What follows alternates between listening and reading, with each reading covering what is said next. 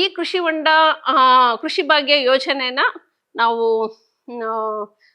ಸದುಪಯೋಗ ಪಡ್ಕೋಬೇಕು ಅಂತ ಅಂದ್ರೆ ಇದ್ರದ್ದು ಯಾವ ರೀತಿ ನೀವು ಅಳವಡಿಸ್ಕೋಬೇಕು, ಅನುಷ್ಠಾನ ಮಾಡ್ಕೋಬೇಕು ಅಂದ್ರೆ ರೈತ ಬಾಂಧವರು ತಮ್ಮ ಹತ್ತಿರದ ರೈತ ಸಂಪರ್ಕ ಕೇಂದ್ರಗಳಲ್ಲಿ ಅರ್ಜಿ ಸಲ್ಲಿಸಿ ಇದರಲ್ಲಿ ಇದನ್ನ ಯೋಜನೆಯನ್ನ ಅನುಷ್ಠಾನ ಮಾಡ್ಕೋಬಹುದಾಗಿದೆ. ಈ ಯೋಜನೆ ಒಂದು ಈ ಯೋಜನೆ ಕುರಿತು ಇನ್ನ ಹೆಚ್ಚಿನ ಒಂದು ಮಾಹಿತಿಗೆ ನೀವು ರೈತ ಸಂಪರ್ಕ ಕೇಂದ್ರಗಳನ್ನ ಸಂಪರ್ಕ ಮಾಡಬಹುದು. ಜೊತೆಗೆ ಈ ಕೃಷಿ ಭಾಗ್ಯ ಯೋಜನೆಯನ್ನ ನೀವು ಅರ್ಜಿ ಸಲ್ಲಿಸಬೇಕಾದಾಗ ತಮ್ಮ FID ನಲ್ಲಿ ಏನು ನಾವು ನಿಮ್ಮ ಒಂದು ಮಾಹಿತಿನ ಬ್ಯಾಂಕ್ ಡೀಟೇಲ್ಸು ಮತ್ತೆ ಮಾಹಿತಿನ ಸಂಗ್ರಹಣೆ ಮಾಡಿರ್ತಕ್ಕಂಥ ಒಂದು FID ಅಂದ್ರೆ ಫ್ರೂಟ್ ID ಅಂತ ನಾವೇನ್ ಹೇಳ್ತೀವಿ, ರೈತರಿಗೆ ಒಂದು ID ಸಪ್ರೇಟ್ ಗುರುತಿನ ಚೀಟಿ ಕೊಟ್ಟಿರ್ತೀವಿ ಕೃಷಿ ಇಲಾಖೆಯಿಂದ, ಅದ್ರ ಮುಖಾಂತರ ಅರ್ಜಿ ಸಲ್ಲಿಸಿ ನೀವು ಈ ಕೃಷಿ ಭಾಗ್ಯ ಯೋಜನೆಯನ್ನ ತಮ್ಮ ಜಮೀನಿನಲ್ಲಿ ಅನುಷ್ಠಾನಗೊಳಿಸ್ಕೋಬಹುದಾಗಿದೆ.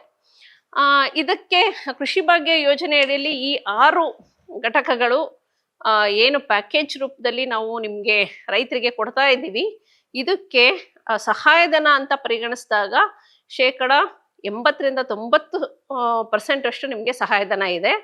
80% ನಾವು ಸಾಮಾನ್ಯ ವರ್ಗದವರಿಗೆ ಸಹಾಯಧನ ಕೊಡ್ತಾ ಇದ್ದೀವಿ.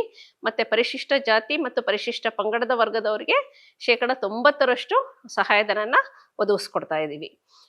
ಈ ಯೋಜನೆದು ಒಂದು ನಿಮ್ಗೆ ಪರಿಣಾಮ ಏನು, ಯಾಕೆ ಇದರಿಂದ ರೈತರು ಏನು ಉಪಯೋಗ ಪಡ್ಕೋಬಹುದು ಅಂತ ಅಂದ್ರೆ, ನಿಮ್ಮ ಜಮೀನಲ್ಲಿ ಬಿದ್ದಂತಹ ಮಳೆ ನೀರನ್ನ ನೀವು ಸಂಗ್ರಹಣೆ ಮಾಡಬಹುದು. ಜೊತೆಗೆ ನೀವು ಬೆಳೆಗಳ ಒಂದು ಬೆಳವಣಿಗೆ ಹಂತದಲ್ಲಿ ಸಂರಕ್ಷಣಾ ನೀರಾವರಿಯನ್ನ ಕೊಡಬಹುದು.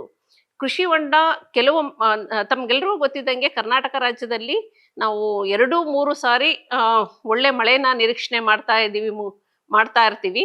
ಆ ಒಂದು ಹೆಚ್ಚಿನ ಮಳೆ 1-2 ದಿನ ಅಥವಾ 4-5 ದಿನಗಳಲ್ಲಿ ಬಂದ ಸಂದರ್ಭದಲ್ಲಿ ಕೃಷಿ ಹೊಂಡದಲ್ಲಿ ನೀರು ಸಂಗ್ರಹಣೆ ಆಗತ್ತೆ.